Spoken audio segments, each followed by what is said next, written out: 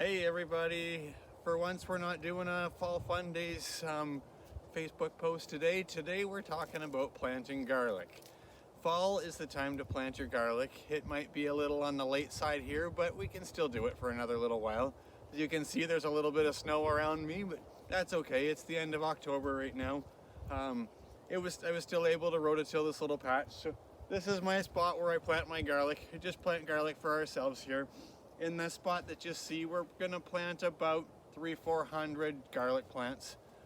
We plant them now, we walk away from them, and they're one of the first things to pop up in the spring.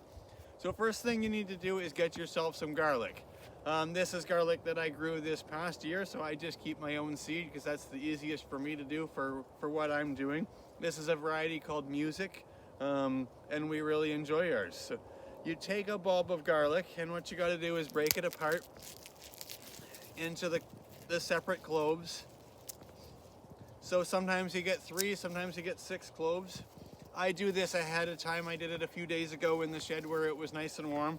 You see I've got my little baskets of garlic cloves here. So each clove is going to turn into a new bulb next year. So that's how it all works. So I don't make it too specific. I walk along and I just push them into the ground. And there is a pointy end to it. The pointy end is meant to go up. I plant mine about 8 inches apart. The reason I go that far apart is so I can get a garden hoe in between them to weed them. And I'm just sort of forcing them into the ground. And I don't get real picky. If one ends up upside down, it's not the end of the world.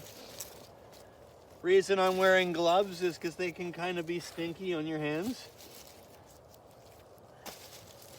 And I just walk along and plant away. So you could kind of see my spacing. My rows, as you can see by those stakes, that's how wide I'm going to put my rows. They're about 2 feet apart. And I'm going to plant it. It'll probably only take me half an hour to plant all this. And then wait till the spring.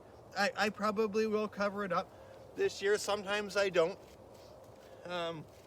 Nothing fancy, just push a little bit of soil over it. Some people use straw on top.